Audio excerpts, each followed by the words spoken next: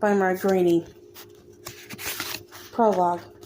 A flash of light in the distant morning sky captured the attention of the Land Rover's blood-soaked driver. Polarized Oakley shielded his eyes from the brunt of the sun's rays.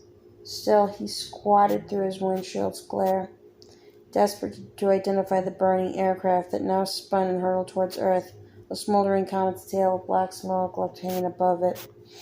It was a helicopter, a large army Chinook, and horrific that the situation must have been for those on board. The driver of the Land Rover breathed a subdued sigh of relief. His extraction transport was to be a Russian-built Ka-32T, crewed by Polish mercenaries and flown in from over the border in Turkey. The driver found the dying Chinook regrettable, but preferable to a dying Ka-32T. He watched the chopper spin its uncontrolled descent, staining the blue sky directly in front of him with burning fuel. He turned the Land Rover hard to the right and accelerated eastward. The blood-soaked driver wanted to get as far away from here as fast as possible. As much as he wished there was something he could do for the Americans on board the Chinook, he knew their fate was out of his hands.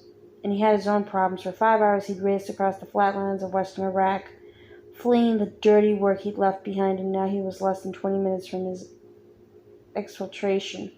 A shot-down chopper meant that in minutes this place would be crawling with armed fighters defiling bodies, shooting assault rifles into the air, and jumping around like fucking morons.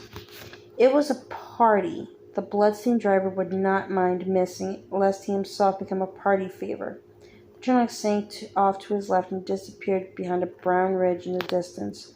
The driver had fixed his eyes on the road instead. Not my problem, he told himself. He was not trained to search and to rescue. He was not trained to give aid, and he was certainly not trained to negotiate for hostages.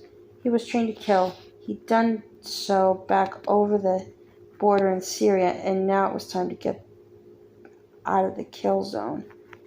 As his rover accelerated through the haze and dust at over 100 kilometers an hour, he began to dialogue with himself. His inner voice wanted to turn back to race to the Chinook's crash site to check for survivors. His outer voice, on the other hand, was more pragmatic.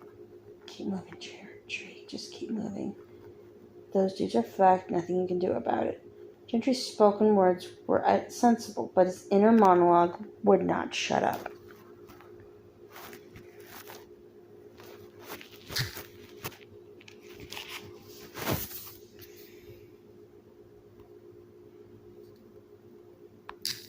No, bitch. Let me